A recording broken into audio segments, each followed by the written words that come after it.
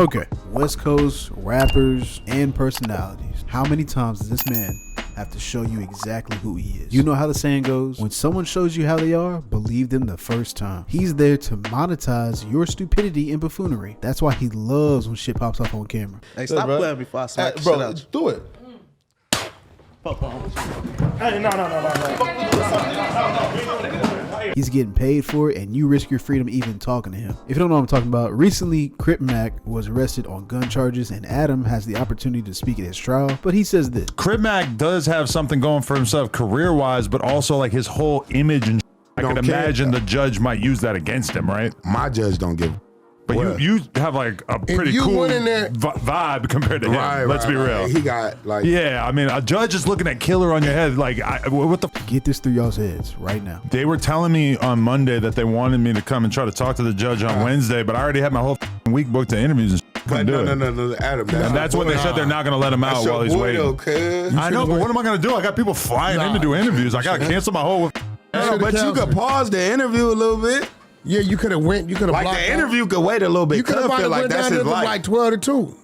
I got my whole week booked every week. Look at this. Wednesday, I got 7 things I got to do throughout the day. Adam, as a fake real whatever nigga is, 8 a.m. to 9 p.m.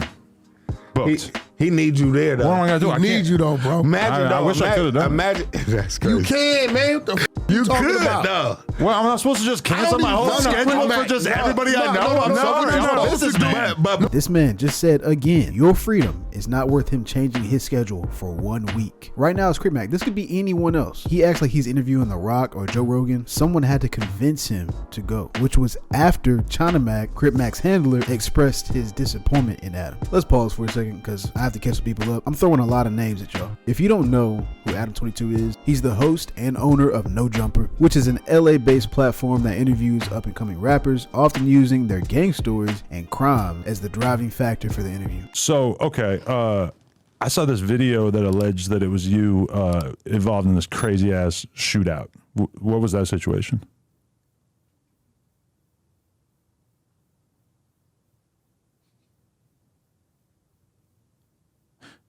Maybe it might not have been you. I'm not 100% sure. Yeah, I don't think it was me. If you are an upstanding citizen and promote community outreach, no gang ties, no criminal history, you are not getting on. He does not want to speak to you. If you show up and you do not cause controversy, that is your last interview. If you get hired and have the audacity to crack the same jokes, you will get sneak dissed as soon as you leave. No one means anything to him, including his own wife, who he pretty much whores out for money and clout under the guise of her being a porn star. So we've arranged this whole challenge to find the perfect guy to be our first ever boy-girl threesome. Cheers!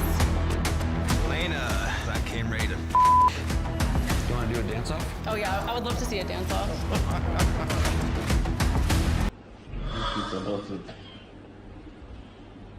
Please. He has a long history of stirring the pot just to see what happens. That's amongst his own employees and also between his guests. Ben Franklin knows who I am, bitch. Fuck out of here. He knows who the fuck I am. I'm getting money every day. I said Ben Franklin knows who the fuck I am, bitch. Who you calling a bitch, though? I'm calling you a bitch.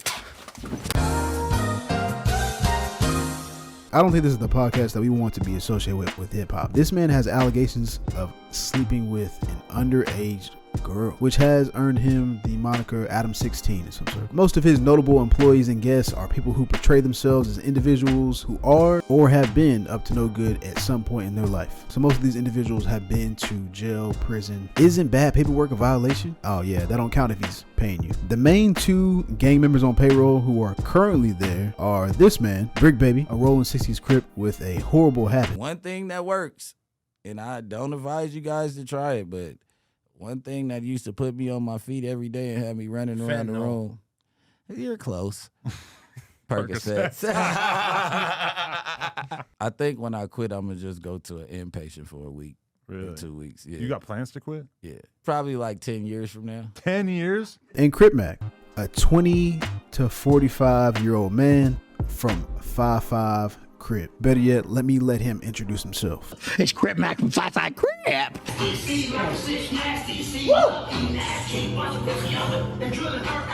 Look, I don't mean no offense by this, but looking at him Would you say all of his chromosomes have a matching partner? Lord, forgive me. There's been a couple of people who have been his handlers. A man named 600, who he doesn't talk to anymore because he got privy to all the ways that he was using him. He basically stole his YouTube channel, which had a pretty good amount of followers on there. After that, Adam employed him following his release from jail. Adam puts him on a no jumper, which is good for both of them because Adam gets to get the views from people wanting to see Crip, and Crip gets a cut of the money. A very small cut, I'm sure, but hey. And then China Mac got involved, a rapper from New York. China Mac and Crip now run a YouTube channel together, and that has led to Crip getting smarter about all this YouTube stuff. And Adam doesn't like that. This is the same thing that we saw when his other hosts started to develop their own YouTube channels and platforms while working there, but it did not affect their scheduling. They didn't leech any subscribers from them. There was no interference there at all. It was all good when No Jumper was their only way to get clout and a little bit of extra income. But as soon as the power started shifting, all of a sudden he had all these issues with everyone and they were never friends. Now China Mac is using him too, don't get me wrong. I see this as him protecting his assets. So when Crip gets arrested, China Mac reaches out to Adam to speak at his trial. Adam rebuttals and says that he only gave me a 24-hour notice. They were telling me on Monday that they wanted me to come and try to talk to the judge on Wednesday, but I already had my whole week booked to interviews and couldn't do it. Sir, that's supposed to be your boy. You should have been tapped in already. And you spend all this time around street niggas and not one of them told you, hey, your man's got pinched. You may want to be on standby just in case they want to use you to vouch for him. I call bullshit. Now he says he's going because someone convinced him and they could move some things around. What I think happened is he realized that everyone's going to turn on him again and he doesn't want No Jumper to take another nosedive. Crip has stood up for Adam on multiple occasions. Listen, there's a reason why I got my security right here. You're going to crack that Casamigos on your dome piece. I would never let you beat Cuz up. The security just came up in here. He felt the vibes. You say you ain't gonna do the what? I ain't never gonna let Cuz get beat up in here.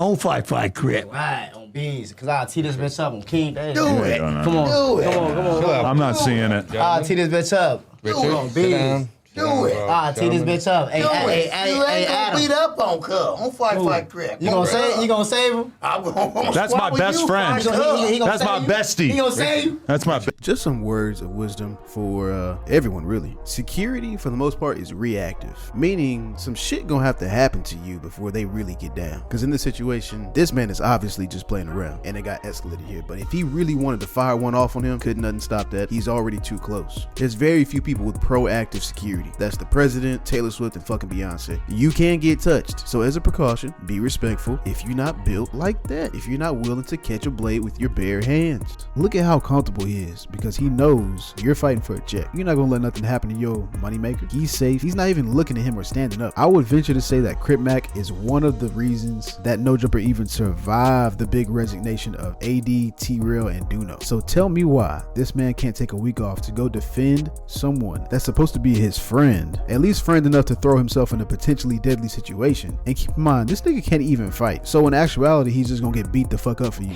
So I square up with Cuz on Hustle. Cuz real calm on Hood. Cuz do his stretching and everything on neighborhood Crip on Hood. So Cuz he square up on Hustlers. I come in at Cuz on Hood. I'm swinging. Cuz got techniques, so Cuz dodging on Hustlers. Cuz I get Cuz a couple times on Hustlers. Cuz do like some shit like that. Cuz on neighborhood Crip and Cuz come in. Cuz hit the chin. Cuz hit the temple and hit somewhere right here. Cuz on neighborhood Crip. He put me down on neighborhood Crip.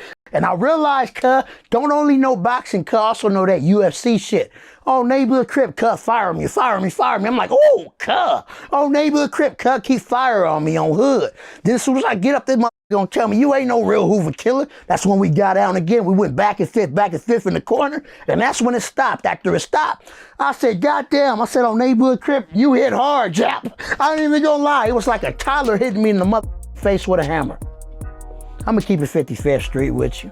But anyway, why do y'all keep going back to this man? Y'all can go on any other podcast, any other interviewer, and talk about your crimes there. The cops will still find it there. It's okay. But here's another theory. All of this comes with the precursor that Adam is a very vindictive person. He is a slimy little roach of a man. Okay, can I hit y'all with a truth bomb? What's up? Yeah, what's up? I got a little story to tell that I've never had the opportunity to tell on camera before. And you know when you got like a real good story of something that you know about, but you have reasons to not take that story and expose it to the public, but then things happen that basically allow you to feel comfortable exposing that story to the public. What you're describing right now, Adam, is a snake. This man is so unaware that he thinks that this is normal behavior. Friends do not do this to each other. Collecting secrets so that you can expose people at a later date when they piss you off, you're a rat. Even if we enemies now, if you told me something in confidence when we were friends, I'm not saying shit. Of course, unless it's like some criminal shit, like bad criminal shit, in which case I would have said some shit instantly. And I would hope that most people would be exactly the same. Bro, look at these niggas, man. This shit look like fucking me, myself, and Irene, bro. This is crazy. Flacco got on his leather pants. I know that nigga hiding that shit. He will sneak diss all day and then hide his hand when he's confronted. Let's see. So there's a man named House Phone. He used to co-host No Jumper with him and basically built up the business. A very integral part of No Jumper at the beginning. House has his own issues with life, you know, as we all do. Addiction, his mother passing away. So after House Phone took a step back to cope and figure things out, Adam at one point let it slip, just let it out, like it just slipped out of his hand, that House Phone had sex with a transgender person. Not only is that none of your business, but it's none of your business to tell. Adam knows he didn't want that out, and he didn't want to deal with that on top of everything he already was. Being like outed or exposed or whatever the fuck by like my home team, by people that I work with, that I see every week, bro. I'm really like, that shit's been bothering me, bro. I'm really not gonna lie to you.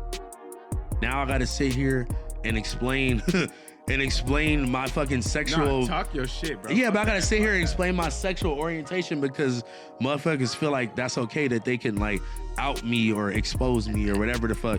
I know what you're thinking, but Adam and House Phone were supposedly friends. Why would he do that? Because Adam holds grudges. House Phone just so happened to have piped his baby mama before they got together, and Adam has secretly hated him ever since. Bro, it's not his fault that you married a jump off. Kind of disrespect for your mom when You're I fucking disrespectful as fuck. I paid for the fucking First of all- funeral as soon as it happened just because.